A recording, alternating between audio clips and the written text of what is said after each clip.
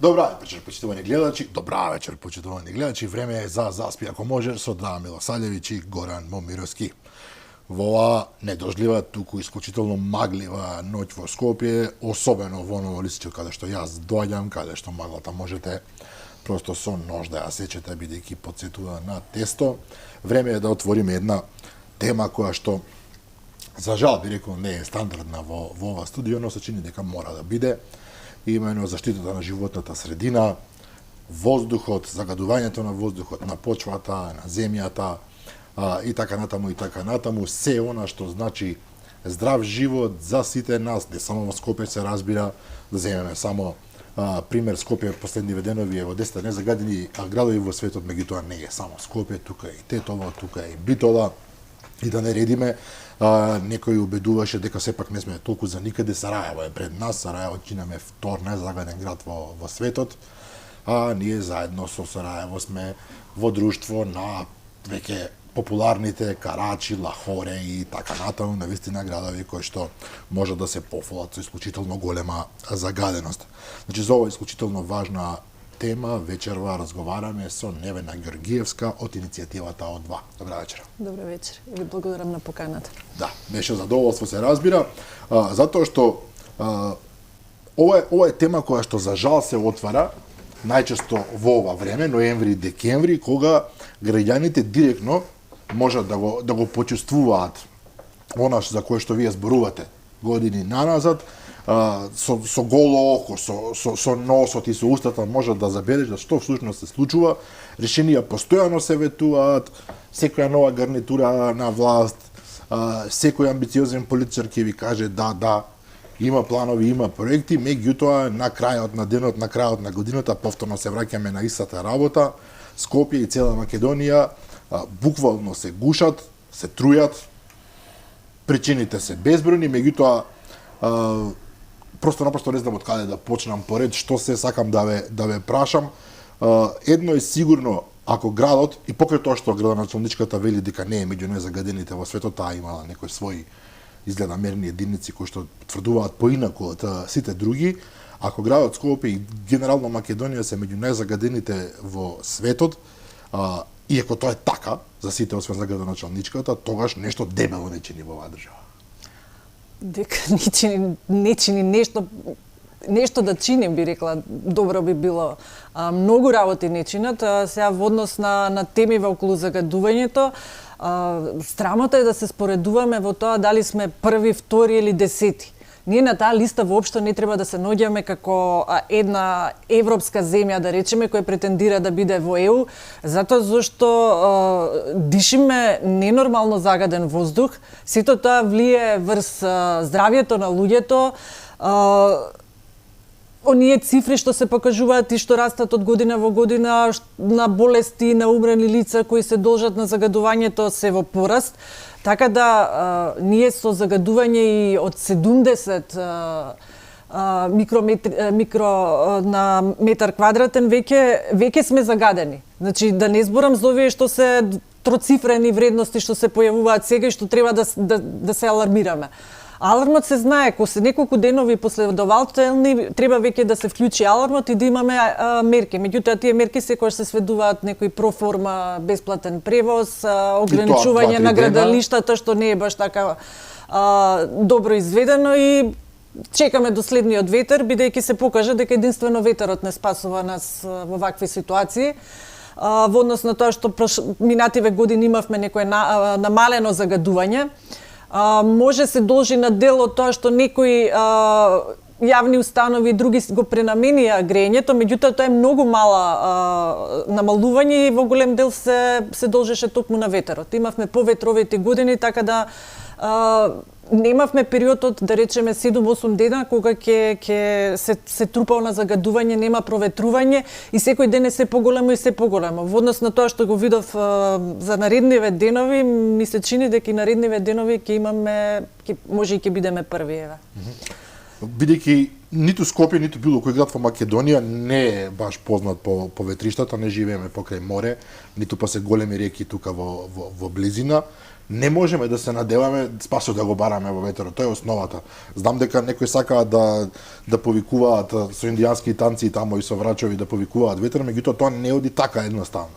Очигледно е дека мора да се разработи многу сериозна стратегија во која што ќе учествуваат сите можни институции и стратегија која што ќе биде имплементирана по секоја цена, какви да се не знам евентуалните понатамошни предизвици што ќе доаѓаат пред сите нас. Мора да се направи ова и ако не се направи, јас се плашам дека влегуваме во зона кога животот велам во Скопје. Не влегуваме, ние сме влезени во зона. Сакам да кажам, лани имаше една бројка, 3000 луѓе индиректно причинета смрт од загадување. Оваа година е 5000.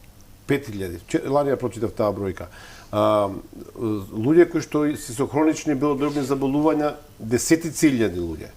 Значи, кај децата имате алергии, значи, стотина илјади луѓе се директно загрозени и ние повторно се Драган убаво што зборува ова како на предизборен митинг, мора да се реши, мора да се реши. Знаеме ли ние, да почнеме дел по дел да структурирано да речем да пристапиме на тема. Знаеме ли ние кој загадува? Да, мислам си има направено неколку студии и се знае, најголем процент во зимните периоди доаѓа од загревање, значи од биомасата, загревање на дрва, на мазут, на нафта. Од домови? Или лесно, приватни домови? Па не се само приватни домови, значи имаме ние јавни институции што користат мазут. Така да не е само домовите. Па дури на детска клиника мислам дека има. Козле, да. Така да имавше и ветување до 2024 ни една јавна институција дека нема да се грее на мазут, меѓутоа еве ситуацијава ништо не се менува. Стратегии имаат, меѓутоа какви се тие стратегии, колку ние се држиме до тие стратегии е друго прашање. Во главном мислам дека највеќе недостасува волја и сериозност, да се пристапи сериозно и со ригорозни и храбри чекори. Значи, овие теми не треба да ги буткаме под тепих, еве како што изјавила и градоначалничката, дека ако не сме меѓу првите 10, не сме загадени. Мислам, мора да се соочиме со проблемот и сериозно да веќе ние збориме 10 години, еве јас како што сум во ова 10 години збориме истото по истото и нигде не се поместуваме. Мораме да почнеме барем од некои мерки и да видиме ако не се добри тие мерки, да го смениме планот, да идеме понатака. Значи, кај нас само се прават некои планови, се вели проблемот не може да се реши преку ноќ. Значи потребно е тоа време, ама тоа време веќе 10 години го изгубивме во зборење. Можеме ли се согласам, Горан вели немој како на митинг, а нешто сум баш расположен за митингување денеска. Го лоцирате главниот проблем. Тоа е загревањето на домовите зимно време. Претпоставувам дека и фабриките имаат сериозен удел, институциите кои што се греат особено на мазут, ние имаме една ситуација во која што граѓаните, за жал, дел од граѓаните користат за загревање и освен дрвата и неверојатно други работи, гуми. Јас мислам тоа е факт, сме виделе како луѓе гуми користат или не знам, исклучително загадливи материјали кои што прават неверојатно проблеми. Меѓутоа може ли да се лоцира точно кој сегмент од институциите зашто е задолжен и како тие да функционираат кохезивно? Видете, јас не знам, затоа ве прашувам, претпоставам дека голем дел од граѓаните не знаат. Градот докаде има прерогативи, општината докаде има прерогативи, државата докаде има прерогативи, кој министерство и како сето тоа да направи кохезија која што ќе рече по секоја цена одиме сега поинаку. Нека чини гласови, нека чини кампања предизборна, нека чини што сакаме да живееме како луѓе. Да, макар и 5 години да нема резултати, ама шестата веќе да ги видиме тие резултати, да. Значи има во однос на тие загадувачи. Има што се на државно ниво, значи оние што имаат таа интегрирана дозвола, тоа се поголемите загадувачи, тие се под ингеренции на Државниот инспекторат за животна средина. Оние помалите со Б интегрирани дозволи се под ингеренции на локалната власт. Значи тие треба да ги контролираат и во однос на тоа да преземат одредени мерки.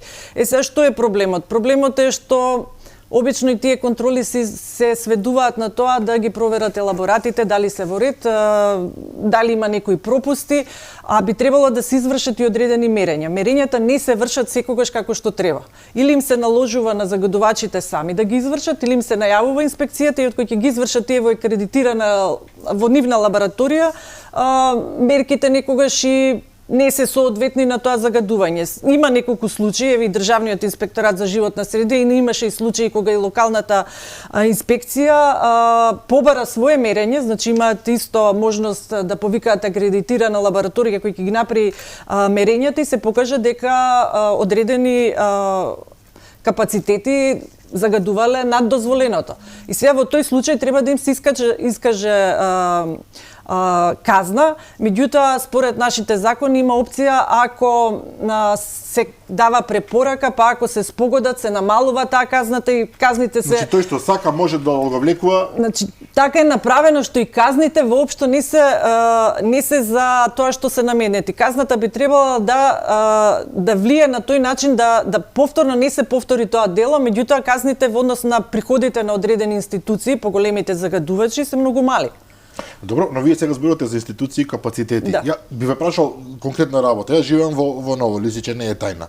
Со месеци со нашите пријатели од Ново Лисиче гледаме како преку Вардар, од таа страна од Вардариште гори нешто и потоа имаме смрдеја која што трае со часови, со денови и се прашуваме, вака седиме се прашуваме кој и како, што треба да направи сега да оди тамо во Вардариште и да им рече луѓе, што правите вие овде?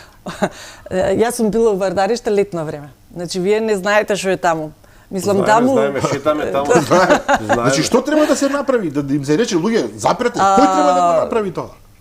Значи таму има диво населени населби кои што немаат ни легитимации. И сега викаат дека буквално не можат ни да се казнат затоа зашто немаат легитимации. Друг проблем е што инспекцијата кога иде сами не идат заедно со полициска придружба, па се во страв дека можат да бидат и нападнати. Така да тој проблем си стои, исто има и стадо таму крави што пасат во тие ѓубриштата, потоа тоа млеко негде иде во млекарните, така да мислам не е нормална ситуација што ја живееме.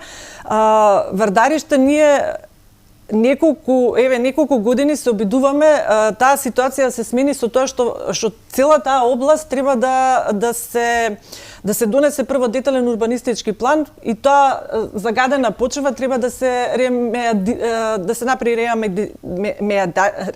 да се исчисти и да се зборот не ми дојде, да се исчисти и да се заштити за да нема повторно такво диво населување и да добро би било кога би се направило еден поголем парк, за да може да се заштитиме од повторно вакви диви депони, загадувања, кај што нема пристап институциите да видат што се случува, меѓутоа ништо не се случува.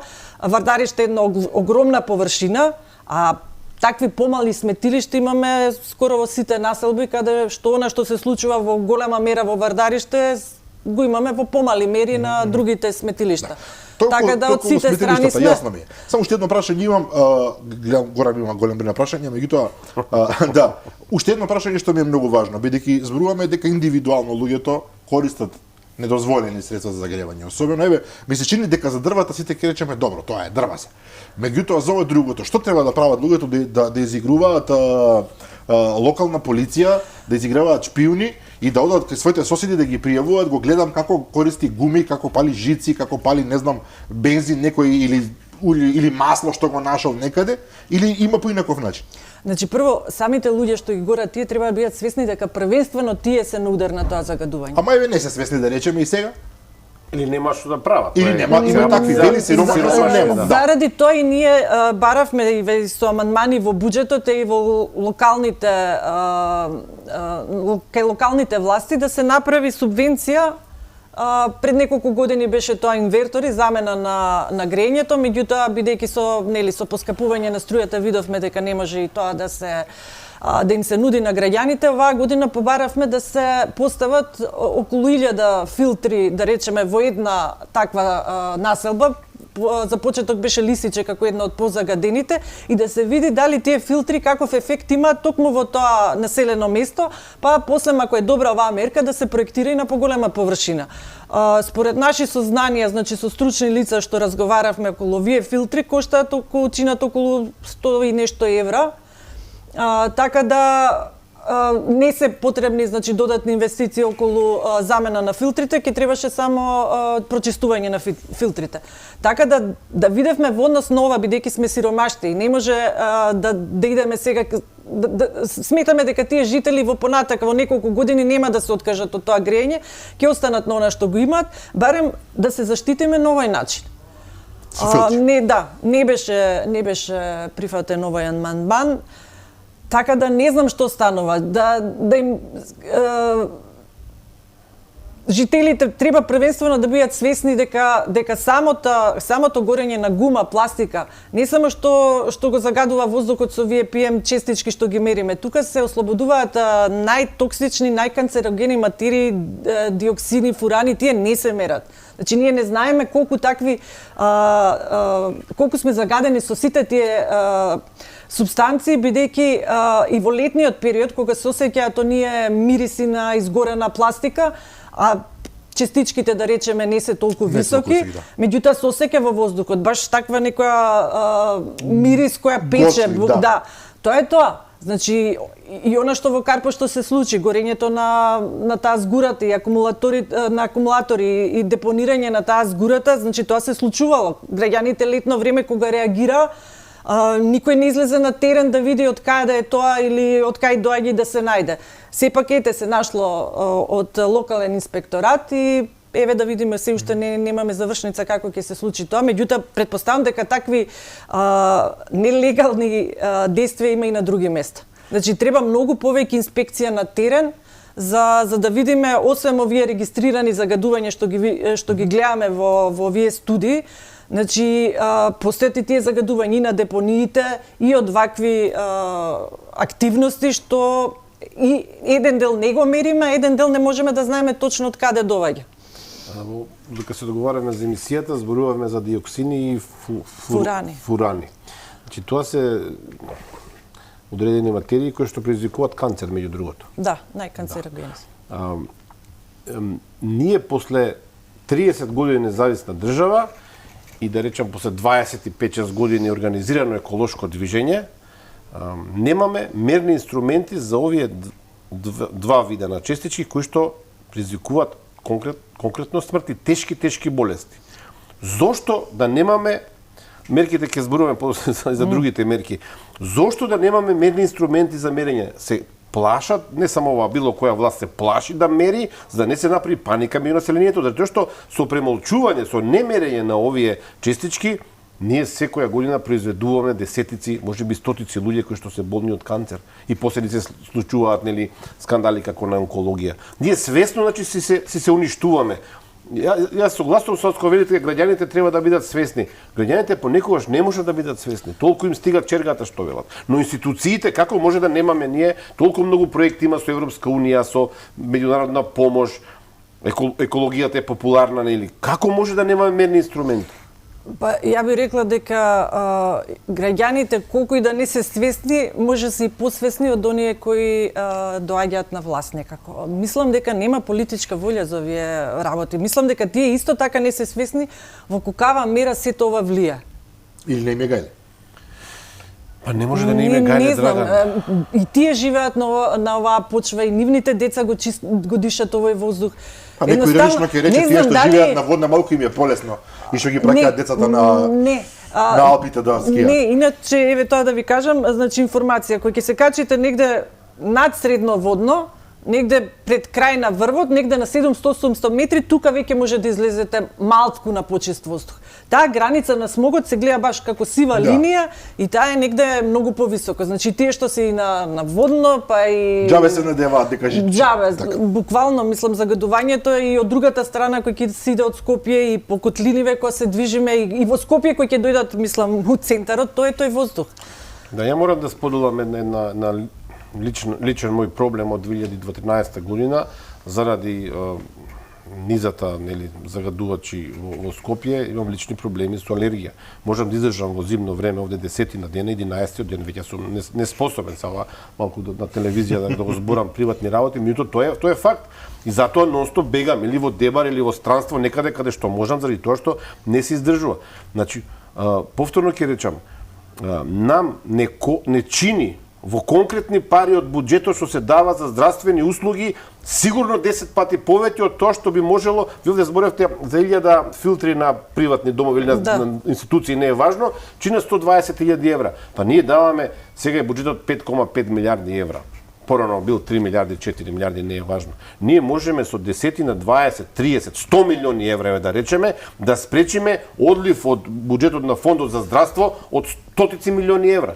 И велите нема политичка волја. Не може да нема политичка волја кога вие ке заштедите, ке ви бидат граѓаните живи и здрави, а и вашите деца ќе бидат живи и здрави. Овде јас се сомневам дека е политичка волја. Дали е можеби некој друг вид на бизнис? Малку спекулирам, се разбира. Многу не шпекулираат околу тоа. Постојано се зборува за некакви елементарна фирми, логика нема ова. Што носат не знам какви се материјали од странство, ги топат тука, имате информација за такво нешто? Да, стигаат и до нас тие шпекулации со тоа што имаме ние законска регулатива. Ако се имплементира и ако се водиме точно според неа, ако има инспекции како што треба, не би требало да дојде до тоа. Значи може да се следат и финансиите. Колку е согорено, зашто е согорено, бидејќи сега отпадот се увезува и како ресурси за, нели, идеме на рециклирање, не е све отпад и тоа е добро, меѓутоа кај нас Но токму тука влегува шпекулацијата. Да, тука е тоа, затоа зашто ние немаме соодветни институции кои добро ќе го следат тој процес. Дали таа материја преработка на на отпадот е по соодветни услови, дали стварно тоа не влие врз животната средина. Имаме закон кој што вели дека може да се увезува отпад? Не. Отпад може да како реагент за рециклирање, да, во ред. рециклирање. Меѓутоа во исто време не постојат механизми со кои што ќе се утврди. Постојат, меѓутоа имплементација. Кај нас законите имаме закони, се имаме ни убави закони, имаме така закони европски препишани, да, меѓутоа имплементацијата може ли едно мало или контролата на спроведување на закони? Може ли мало едно резиме да направиме ако се согласувате? Значи од една страна е потребна максимална едукација на населението, кој што очигледно не е доволно информирано. Значи тука спаѓаат, јас би рекла, и не само населението, него буквално сите. Затоа зашто мислам дека на сите политичарите 1.800.000 колку се граѓани сите. Дури и политичарите, иако екологијата сега се почесто ја ставаат во своите програми, конкретно за одредени прашања немаат доволно познавање. Ќе дојдеме до тоа. Значи, едното е едукација, второто е максимални мерки за проверки, инспекции, како и да се нарекуваат, и трето мерење. И трето, јас ова го кажувам од моје име, крвнички казни за секој што се игра со здравјето на луѓето. Јас мислам навистина дека друго нема. Ако јас разбирам дека една фирма не казна во крв, туку казна висока парична казна. Па има и кривични сакам да кажам, ако некој заработува милиони од нешто, а треба да плати казна од неколку илјади, со задоволство ќе плати неколку илјади и баш му е гајле. Меѓутоа ако му се даде казна која што ќе го запре во заработката, ќе размисли 3 пати сега. Видете, има и во кривичниот закон казни за загрозување на животната средина. Ама јас не се сеќам дека некој казнет по тоа. Имаше една кривична пријава пред неколку месеци, уште заглавена некаде понечасно. Значи тоа се и затвори неколку години затвор за одговорни луѓе кои знаеле дека постои загадување, но не преземале одредени мерки. Затоа оваа тема се плашам да ја започнеме, кој знае каде ќе не однесе. Може да ве прашам нешто, во Македонија рековте екологијата се повеќе во програмите на политичките партии. Ние имаме еколошка партија зелена, класична е дом, така? Имаме уште една зелена партија, само прогласена. Да. Збориме за ДУИ, преска на Карл 5, имаме кавга околу тоа. Зелената агенда исчезна мистериозно кај ДУИ.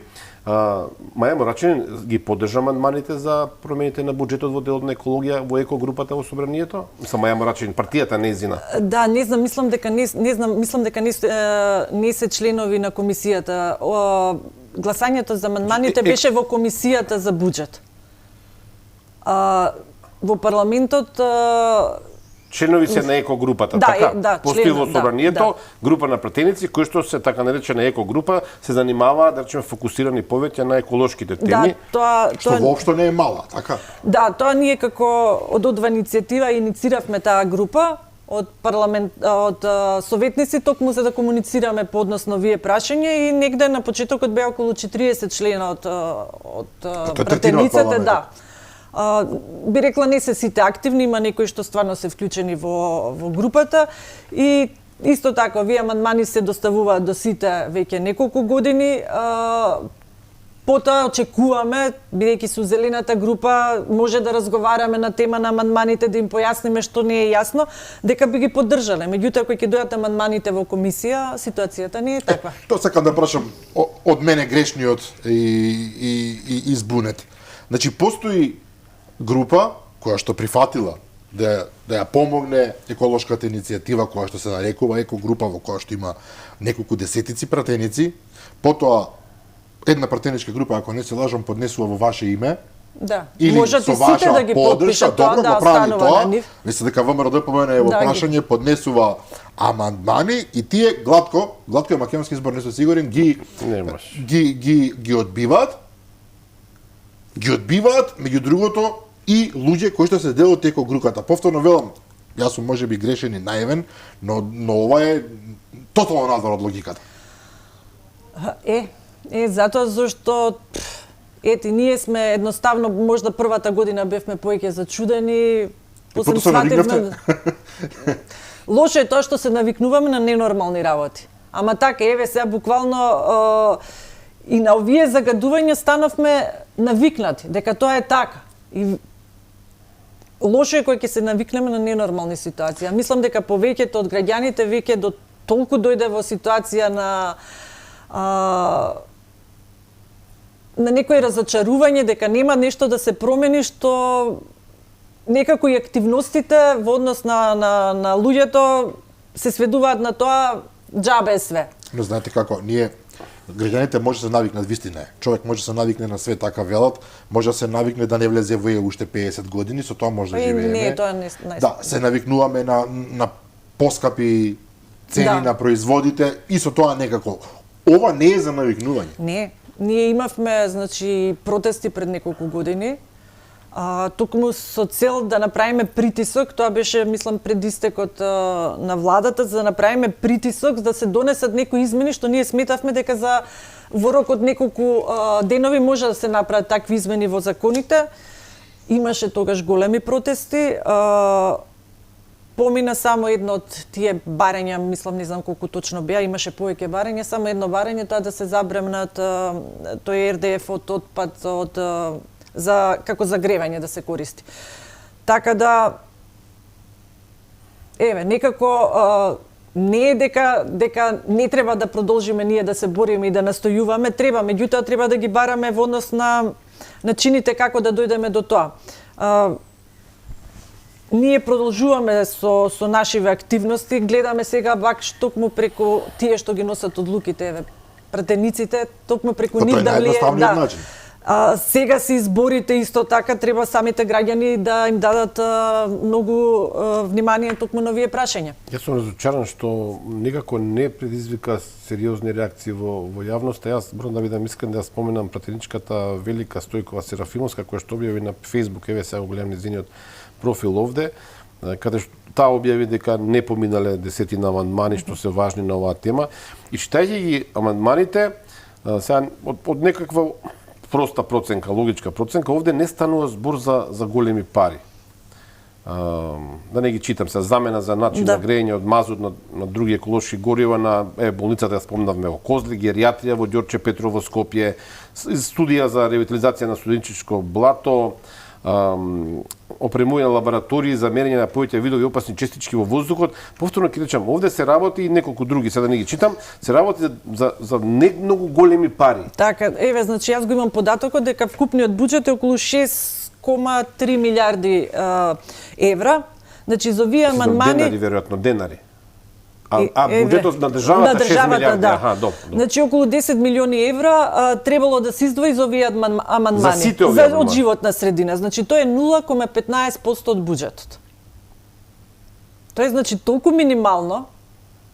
И сега кој ќе видиме Една колку се издвојува од буџетот за заштита на животната средина, сваќате дека иако во програмите, иако во декларативно сите се залагаат, оваа тема е ставена буквално на дното. Зашто мислите дека нема политичка волја? Затоа што ова јас го читав преска барем дел од амандманите кои што ги наброја сега Горан, ни еден од нив не наоѓа логично образложение зашто би бил одбиен. Мислам дека се прво амандманите воопшто не беа некои проблематични да не би не се конкретни се. Толку скапи за да не знам предизвикаат колапс на буџетот. На буџетот ниту точно. се компликувани не знам колку, ниту ќе предизвикаат некаква револуција меѓу граѓаните, незадоволство или било што.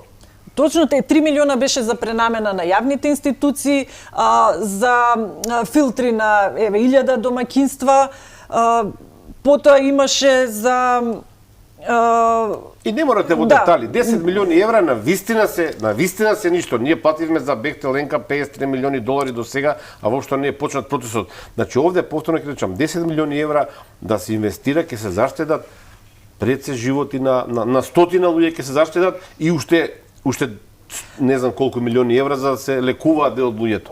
Овие мерки немаше да ги заштедат толку животите, меѓутоа ќе видевме во која насока одиме, да речеме во однос на филтрите, дали стварно намалуваат, па онда следниот буџет да се направи поголема инвестиција во однос на тоа. Значи едноставно не е сватливо зашто се штеди токму на животна средина, кога и поглавието за Европска унија сега сите збориме за ветото, меѓутоа колку и ние да се трудиме на сите околу нас да им угодиме за да станеме членка, ние никогаш нема да ги исполниме тие услови со вакво темпо за поглавието 27. Во екологијата и корупцијата ние на тие две прашања сме најслаби. И сега место самите да се потрудиме барем лично за себе, не за Европа, и за да бидеме фини за да не примат, чисто за себе и за своите граѓани, да имаме поздрав начин, поздрава животна средина и за нашите идни генерации, ние не го правиме тоа. Едноставно мора да ја прашам, амандманот со кој што се предвидува инсталирање на македонски изум за намалување на урбаното загадување со кој на најфреквентните раскртници во Скопје ќе се вшмукуваат околу 1000 кубни метри издувни гасови на час. Значи македонски изум, кој да е човекот генијалецот што го смислил. Ќе се обидеме да го најдеме човекот, тоа е многу интересна работа. Одлично, исклучително добро решение. Значи на најфреквентните улици во Скопје. На 3 беше, да. И сега ќе имате прилика или можеби веќе сте имале прилика да разговарате со овие партнерици што одбиваат и им велите зошто го одбивте ова, имаат некој рационален одговор или зборуваат за виша сила. Вака, значи, на комисиската расправа, заменикот министер за финансии ги одбива и сега главном кажувал причини дека за таа се одвоени средства во подпрограмата за животна средина од толку и толку средства. Потоа кога проверивме, излегува дека не се одвоени толку средства. Тоа значи дека лаже заменик министерот сега. Не може да лаже. Значи може кажува да. Па да бидеме малце поискрени тоа. Дали тоа влијало во нивните одлуки или едноставно. Значи вие сте член на екогрупа, извинете што се стирам нова, член сте на екогрупа, слушате предлози од О2 и велите не е лошо ова, ода тамо на амандмански и тамо. Не велат да не е лошо работата, што не велат ништо. Не велат ништо. Може некои не ги прочитале сега да не. Меѓутоа влегле се запишале тамо, се сликале предпоставувам со вас, направиле селфи некое и потоа одат и заменик од министер вика не имаме пари на страна фрлено за ова, да не губиме време, ова потпаѓање вика добро, окей. Ова го нема, ми се чини во...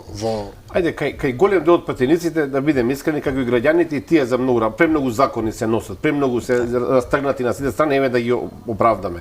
Мене повторно ми интересира што правиме со еколошките партии. Реков, ништо против овде. Само сакам, не ми е јасна логиката. После овој одбивање на амандманите, мене ми беше логично да излезе Маја Морачевин дом, па и ЛДП. И ЛДП во својата програма има сериозна, да речем, еколошка активност или програма. Зошто не излегува да речат, чекајте луѓе, па да се судира со своите матични заменик министерот за финансии од ЦДСМ, например. Ми се чини дека. Да речат, чекајте луѓе, не може вака. Таква дебата, зошто да нема?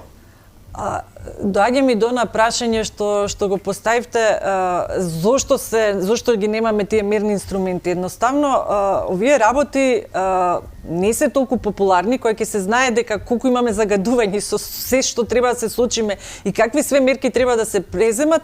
Едноставно, кога сте, предпоставам, политичар во владеачката гарнитура, не сакате да ги прикажете во вистинско светло. Подобро е да бидат онака, не е толку страшно, не сме толку загадени, додека не дојдат во опозиција. Кога се во опозиција, тогаш се, нели, овие се страшни работи, додека не ја сменат, не си го сменат своето место. И ова го гледаме, еве, ние 7-8 години, буквално немаме никакво поместување. Наеднаш на почеток имаат сите ентузијазам, дури ние поверувавме одредени периоди дека ќе се направат измени. И како поминува периодот, заглавени сме у таа нефункционалност на системот, ненадлежности и некако све спласно. Така да... Дали може би треба да се промени методологијата на борба?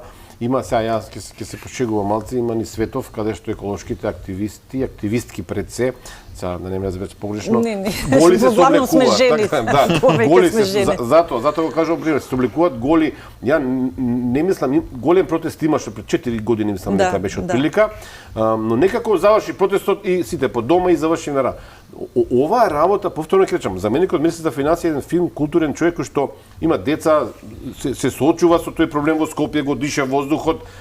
Не верувам дека не е свесен за оваа работа. Што е, јас се упорно барам некаква позадина, не се 10 милиони евра како пари проблем за буџетот. И со 5 милиарди, и со 6 милиарди евра. И затоа велам, дали можеби треба да се смени начинот на протестирање, да се блокира владата, да се врземе сите ние што сме загрижени за оваа работа за оградата на владата. Уште оградата на владата ја нема тргната одамна, мислам. Сега има само политички бариери. Дали можеби сте размислувале за радикализација на оваа ситуација? Не сме размислувале до толку за радикализација во однос на тоа што, еве, самиве теми се околу буџетот, ако видите во јавноста, не се толку застапени. Кај нас многу поедноставни теми, мислам, дури некојаш и побанални како елкава сега, добиваат толку фокус и толку сме припотресени како е накитен градов, а никој не го гледа ова, едноставно загадено и сега кој не труе... Никој не гледа делкајката, не може да се види од магла и од загадено. Кој не труе, некој мора да не труе, и се тука препукување, не се домаќинството, вие се треба сватиме дека сите загадуваме. Значи покрај домаќинството и возилата загадуваат. Никој не ќе се откаже од луксузот да вози кола, па ако се забранат сите оние коли што се донесоа од Европа што не ги користат, тие се непопуларни мерки. Еднаш имаше и со на налепниците, тоа никаде не отиде до крај, да во загадените денови да нема коли кои загадуваат, да речеме до одреден степен, да не идат во централното градско подрачје. Централниот дел да се затвори, да биде во главном пешачка зона и за јавен превоз, да се иницира многу подобар јавен превоз. Значи ја не знам, прво еве со автомобил кој ќе тргнете до центар на градот, повеќе нервоза имате додека чекате во ние колонии, отколку да имате добар јавен превоз, седнуваш таму и стигаш за 20 минути, можеш да прочиташ книга, да видиш Facebook што сакаш, ама... Страшна дебата се води меѓу граѓаните и на социјалните мрежи, секаде токму тоа околу тоа кој е вистинскиот виновник, меѓутоа рековте сите сме виновни. Никој не се откажува од своите љубимци на 4 тркала, никој не се откажува од собствениот начин на загрејавање, секој бара никој друг да биде виновен. Очигледно не имаме проблем како нација да преземе одговорност. Околу тоа што Горан го рече, мораме да признам атрактивни предлози има Горан, јас ги поддржувам, особено ако асоцираш на оние украинките што се врзуваат за институции. Меѓутоа ми пристигнуваат голем број прашања, морам да признам, пред да преминеме на уште една важна тема. Еден гледач вели како кога е неработен ден во зима не е толку загадено. Има таква потврда дека во неработните денови не е толку загадено. Претпоставувам дека ова асоцира дека кога не работат фабриките и кога е неработен ден, тогаш фабриките не запираат со работа, веројатно зависи на сообраќајот. Повеќе на сообраќајот, да. Примерот беше кога беа оние карантини запирањето кога беше короната, Да, кога имавме ковидот, да. ковидот, тогаш имавме значително Видливо намалување, да, да. и не само кај нас во држава. Значи тука гледаме колку влијал и сообраќајот, индустријата, пошто и со помали капацитети работеа така. Така да, меѓутоа, граѓаните не се свесни дека и летниот период имаме загадување. Значи, ама Само тогаш не се не го чувствува гледа, да, толку, во па- вечерните часови, тогаш, значи, имаме загадување, да речеме, од 2 часот. Тогаш се тие некои Во два наутро? да. Значи, има и А што е со решението, да речено, парно? Во овој момент во Скопје под парно се колку 1/3 од граѓаните или нешто така. Што би се случило кога би се овозможило да се направи низ целиот град парно грејење, па понатаму претпоставувам и парно загревање на бољери и така натаму? Дали тоа би направило вистинска суштинска разлика? На газ бориш сте, да се Да, направи се на разбира, газ, да. да. и на газ. Дали тоа суштинска разлика би направило? Бидејќи тоа мислам дека прашање па еве. Да, би имало одредено подобрување, ама еве да речеме Куманово е мислам гасифицирано, донесено газ до Куманово уште пред 10-15 години, може и повеќе. Меѓутоа, многу мал број од домаќинствата се приклучени на тој газ. Затоа зашто самата инвестиција да се пренаменат уредите дома, шпорети и други за загревање на гасот е поголема Премногу за нашиот инвестиција, буџет, да. аха. Да, значи тоа требаше да се води сметка и она што се направи со гасоводот што требаше низводно да иде, еве уште не е завршен. Значи секој еден голем дел од шумата. Колку години помина, значи немаме никаков резултат. Конкретно за градот Скопје не беше таа гасификација, да речеме за Тетово, еве и у Тетово ништо не се случува. Значи без план некои работи се прават, се форсираат, не се прават реални стратегии со на тоа конкретно. Толку и толку ни е целта за тој и тој период. Дај да видиме што ќе се случи, ако не е добра оваа стратегија, правиме нова, менуваме нешто. А што е со зелените површини? Немам само Драган околу исто ова прашање.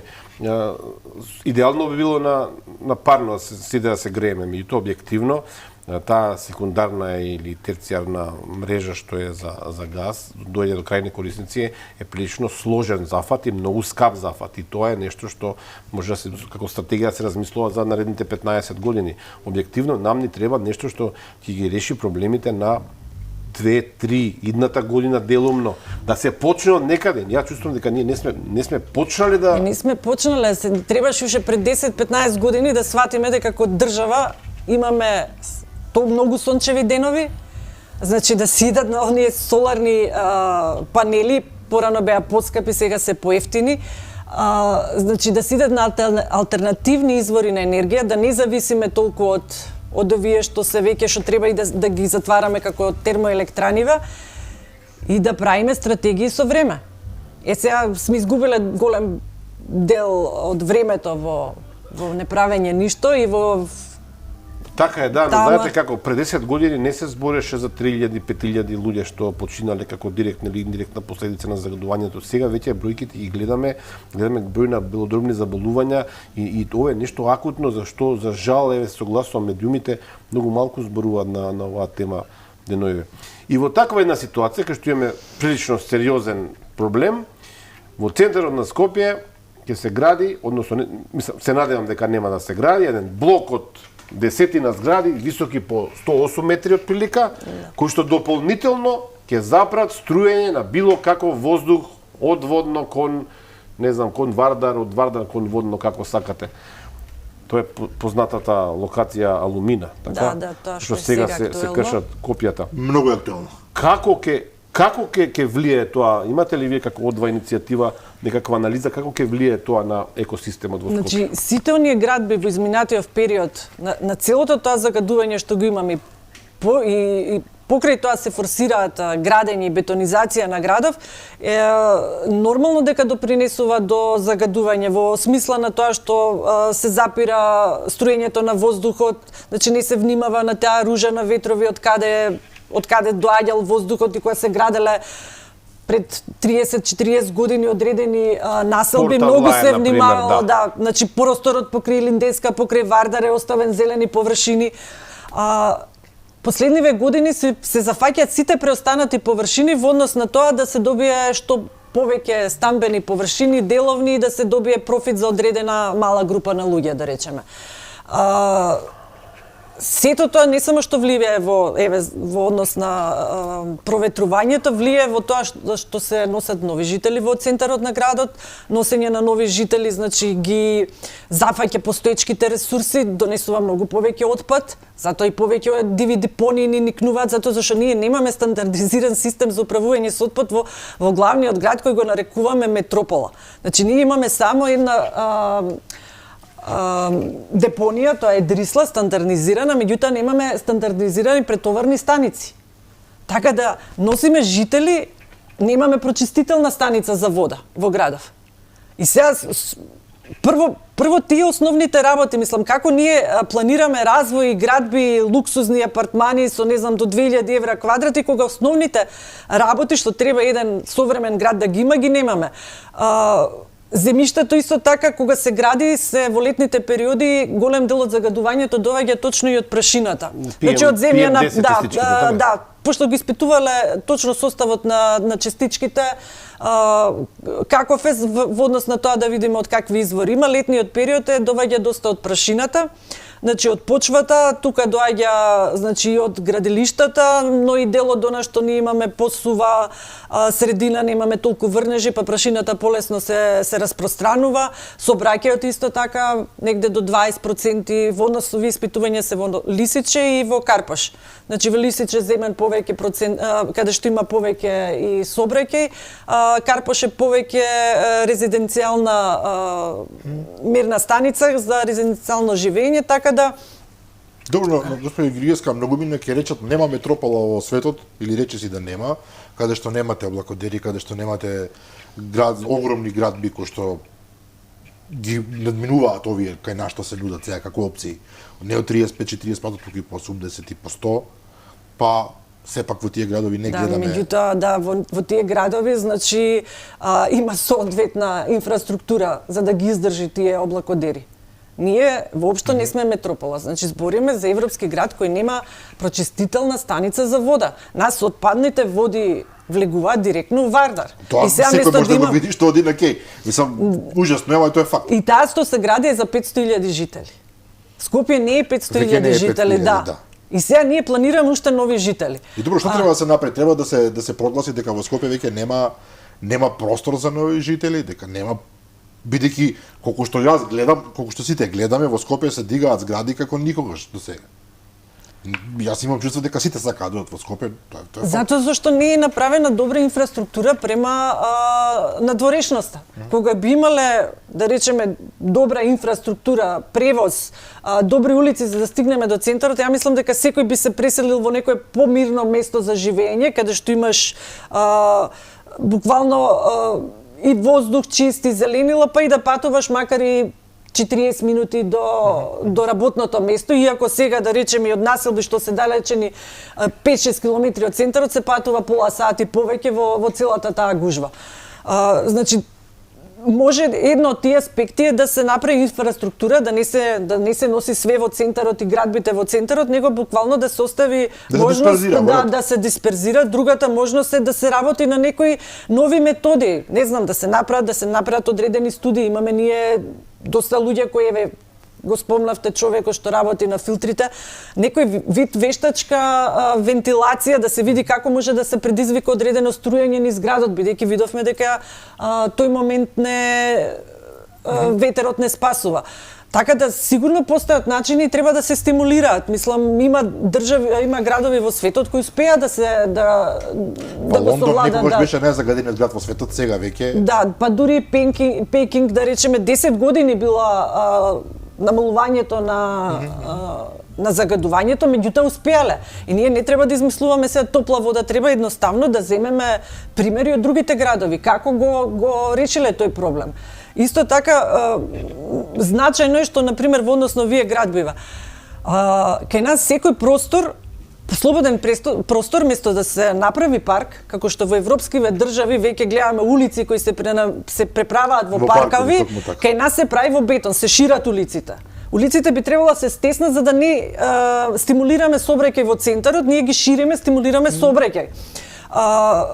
Тоа зеленило околу зеленото сакав да прашам, многу важно прашање. Негде прочитав и тоа сега скоро подготвајќи се за емисијата, дека Скопје има зелена површина од прилика 25%. Поправете ме ако грешам. Мислам дека е помалца. Јас негде Можда со прочитав- водно ако се земи и со паркот што е. Не сум сигурен дали пак шумата влегува во тоа. 25%, додека препорачаното за урбана средина е 40%, препорачаното и правеа паралела со Загреб и со Љубљана, кој што има 70% зеленило. И сега, бидејќи исто таа една урбана легенда е дека во Скопје всушност има зелени површини, дека е и тоа како имаме ние дрва, меѓутоа ете некако не ги гледаме, не ќе да ги видиме. Очигледно дека тоа не е така, ако е само 20, вие велите и помалку од 20%. Не е така, затоа зашто мислам дека на времето важевме како еден од градовите што имаме поголем парк, се мислеше на градскиот парк во однос на овие југословенски градови. Сега и тој парк го цепкаме. Еве нашиот градоначалник у Карпош сега зборел дека требало да се гради покрај Линденска. Мислам, сите оние што го планирале градот во времето за да има струење, се секој слободен простор го гледаме за згради. Зеленилото сакав тоа да го спомнам, е добро и од аспект на менталното здравје, кое исто така не треба да го занемаруваме во однос на тоа нели само физичкото здравје и она што сега ги спомнавме. Нема што, секој втор човек пие јапчиња за смирување, тоа е доволно кажува се. Значи, според Светска здравствена организација би требало на 5 минути од местото на домување да имаме некој парк каде што можеме да се релаксираме. Ние немаме парк, ние гледаме во стамбен блок пред нашите во соседите им гледаме во соба, да. Сето тоа влие врз квалитетот на живот.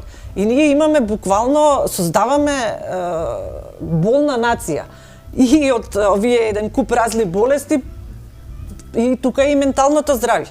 Мислам, сето онаа нервоза што ја гледаме на улициве не е производ само на она што го живееме животот, него и на средината која не обкружува. Ако не видите и нас двајца во студиото, ке... Добро, што е... Зашто понекогаш сме толку нервозни? Што е околу дисперзирањето, односно селектирањето на отпадот? Тоа е многу значајно прашање. Кога ќе во Германија, вие имате... Добро, ние сакаме да правиме вакви жестоки паралели. Се откажа Берлиното. Мене Данска ми е омилена за тие работи, меѓутоа кога ќе во било која развиена земја, вие имате точно каде, каков отпад треба да оди, на кој начин, па тие кај треба да го однесат и така натаму. Кај нас еве сега еден господин ни пишува, ништо не се селектира, се фрла отпад кај ќе се стигне, тука не зборуваме само за храна, шут, нормално е пред контењери во Скопје да видите шут. Човек нешто поправил дома, фрлил. Некој оставил тросет, некој оставил не знам што, и така натаму, и така натаму. Што околу тоа може да се преземе објективно? Значи, за сето тоа постои казни. Замислете за сите тие прекршоци што се прават, да се соберат колку казни ќе се може да се наплатат, ма ние ќе имаме буџет, мислам и за животна средина и за било што. Мислам дека пикавец на улица да фрлише 50 евра казната. Навистина? Да. А толку ли е тешко да се стават 4 различни контењери?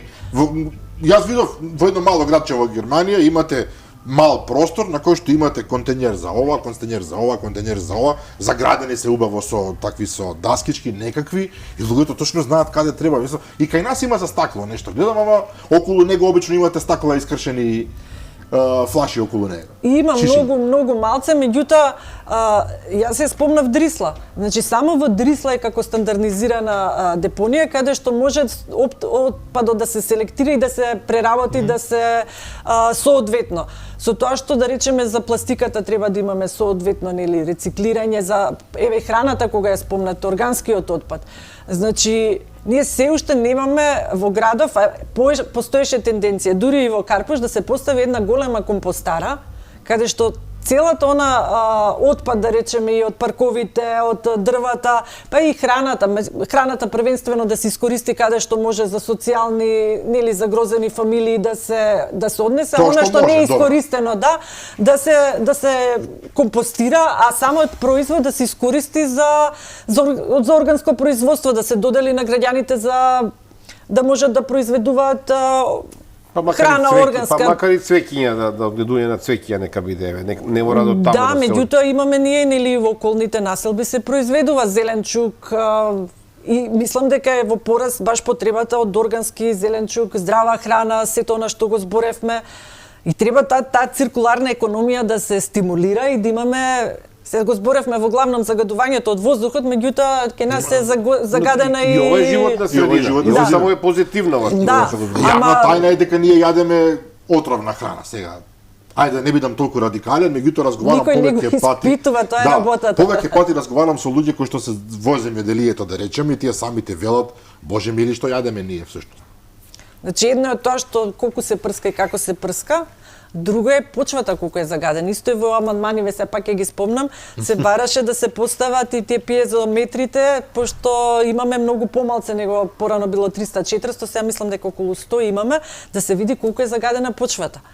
И сега можда неприфаќањето на сите овие амандмани значи дека кога би се видело колку све со показатели, со одредени податоци што би се добилат од овие мерења, колку сме загадени, значи почва и вода А за и водата, како е воздух. слицата со водата?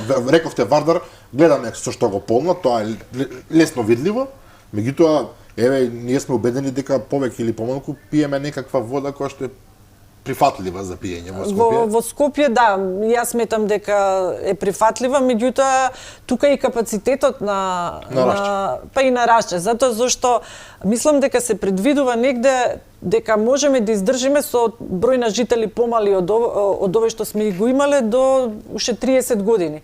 Меѓутоа исто ако градот се зголемува неплански, дали ние ќе имаме доволно вода за пиење? Во однос на тоа што и последниве години веќе гледаме дека со климатските промени идеме многу позабрзано и многу повеќе влијаат врз однос на водата. Нас не се случува да се користи вода за пиење, за миење улици, за полевање. Значи не размислуваме за тоа. Да, не размислуваме дека водата ни е ресурс кој треба да го штедиме и што е можно да гледаме онаа вода што имаме да остане незагадена. Еве исто така и конкретно и за Рашче имавме пред неколку години амандман тука за јаловината од Јегуновце. Мислам дека тој го прифатија 2021, меѓутоа ништо не се случи, имаше некои елаборати. Нема се уште таму активност. Ме интересира едно друго прашање. Преска споменавте дека градоначалникот на Карпош сега повикува да се гради по Елинденска улицата, нели? Каков е тој феномен, ако добро забележувам, да во Скопје постојано се гради, сега веќе урбанизам не е класична екологија, но е поврзано со екологија, да се разбира директно. Зашто се гради, на пример, настел имаме на оваа улица кај што е Александар Палас кон Водно, огромното здание настел со не знам колку стотици станови. Зошто се инсистира да се гради на самите улици? Денеска на Facebook видов една зграда, коментарите ме како излезете од вратата на зградата, веднаш ќе ве згази кола. Зошто се прават такви хаоси? Јас се споредувам со Берлин, например, каде што околу зградите секогаш има некаков простор, парк, 10-20 метри до улицата. Зошто во Скопје вака се случува? Зашто се случува? Затоа зашто се тие така наречени линиски центри, што постојат како опција во генералниот урбанистички план. И тие линиски центри, параметрите од тие линиски центри не влегуваат во параметрите што ги предвидува ГУПот. Да речеме, ако ГУПот предвидува Градскиот урбанистички план. Да, генералниот урбанистичкиот план. Значи ако тој генерален урбанистички план за одредена четврт предвидува да речеме 10.000 жители. Еве на пример Елумина да ја земеме. Елумина да речеме, кај Елумина предвидува негде околу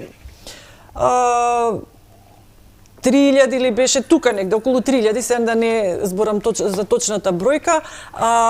Проектантот ни кажува дека според тоа идејно решение што го покажа, дека ќе има околу 1.700. Ама тие 1.700 се вон линиски центар. Значи за една постоечка зграда што уште нема технички приеми, уште една што треба да се догради. Тие не спаѓаат во тој линиски центар. Тие се 35-те катници или тие се други? Не, тие се другите, во на Гранд Престиж, пошто и тој дел влегува, а овие што се покрај булеварите. Значи предвидуваат, зборам за тој идејниот проект што го прикажа, се предвидува околу 6.500 жители, значи вкупниот број би бил 8.500 за тоа идејно решение. И морам да напоменам дека тоа идејно решение не значи дека тоа ќе биде. Затоа зашто во советот и оној детален урбанистички план кој е сега што заврши на јавната анкета, не се нацртани тие згради точно. Значи тој ДУП не предвидува дека ќе има 2 згради по 35 ката. Таму е нацртан цел блок по целиот булевар, значи и 8 септември и Теодоси Гологанов, со висина до 108 метри по 35 ката, и тоа останува на инвеститорот колку сака да го изведе. Може да ги изведе максималните параметри. Чекайте, ме молам. Тоа значи дека може да направи 10 згради по 35? Може да Може да градоначалникот инсистираше дека се две во прашање. Градоначалникот може што сака да збори. ДУП-от е закон. Ние ќе огласуваме тој ДУП. Градоначалникот може да има да биде градоначалник кога инвеститорот ќе се води по тој ДУП. Ако ДУП-от му го дава тие параметри, значи на ДУП-от е нацртано буквално еден појас и ние тоа го прикажавме како би изгледало, настел изгледа џуџе према тој блок. Настел изгледа џуџе? Да. Настел е колку 11 кати. Сега ќе биде џуџе спрема тоа. Да, пошто овој блок буквално 3-4 пати подолги во должина и во ширина на... Тоа е како Джевахир зградите, малку повисоки. Една до друга може да се стави. Да се 40, значи една до друга 10 згради на Джевахир. Се не знам тие што знаат во Ново Лисиче, во аеродром како функционира. Добро, меѓутоа повторно ќе садам на градоначалникот, тој мислам рече, па добро, што сакате вие на тоа место, знаете што имаше порано. Предпоставам дека асоцира на фабриката. И Демек имаше фабрика која што ветруеше или како и да е, па сега ќе направиме згради, па што урбано решение во урбана средина. И зеленило.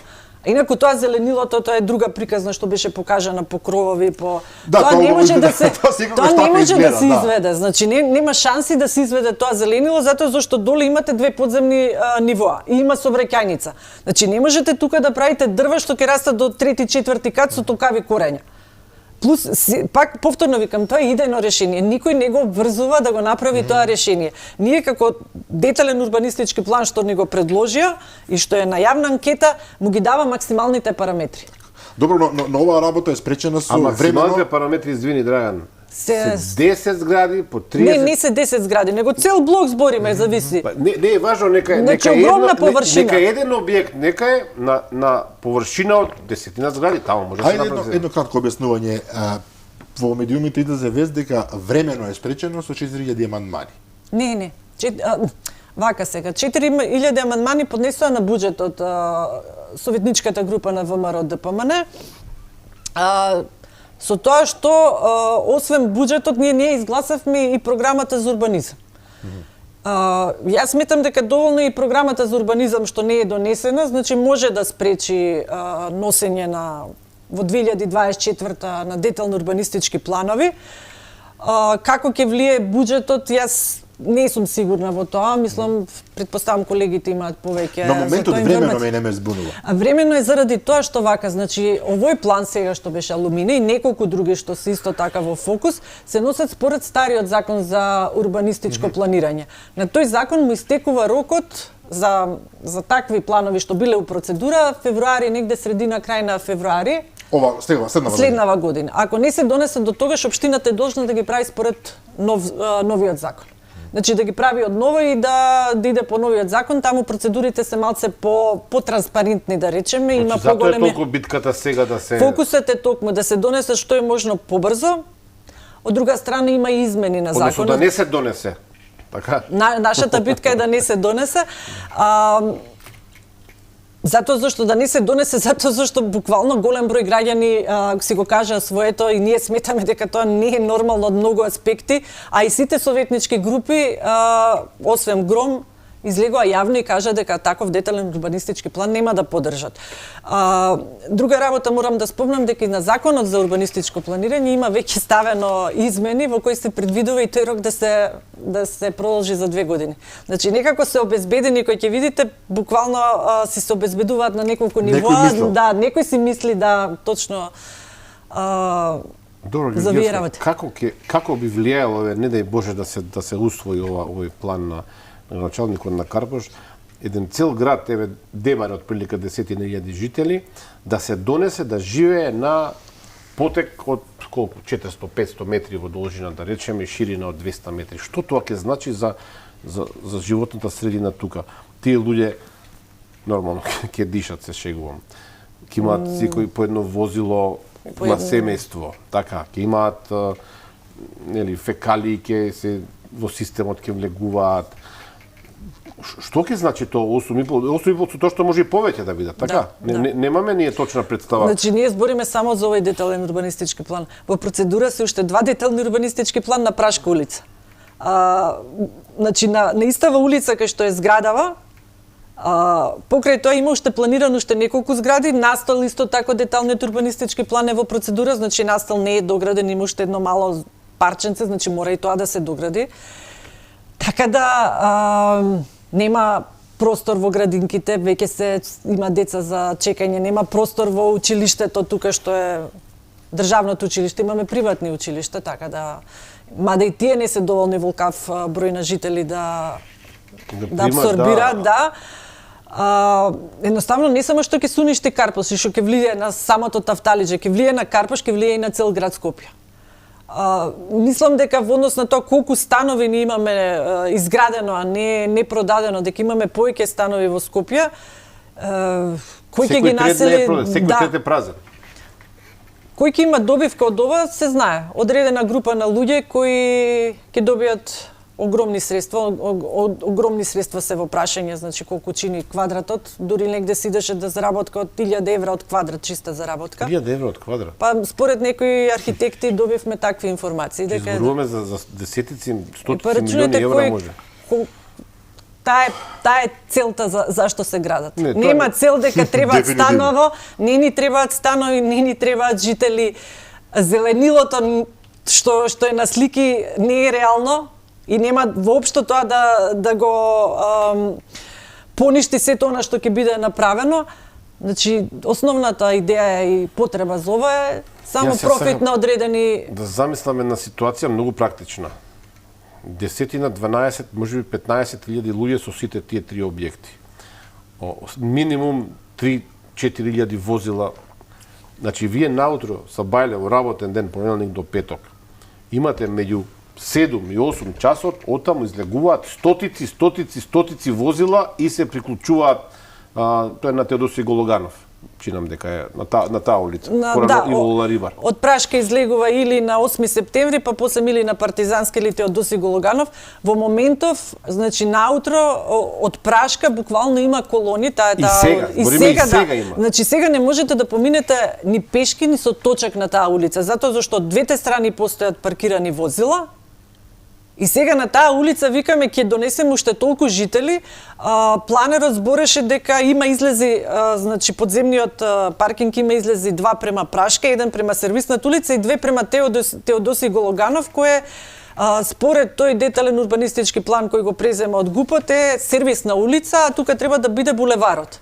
Инаку на булеварот не би требало да имам излези. Додека Теодосиј Гологанов е булевар, а не сервисна улица, тие излези не би требало да се реализираат.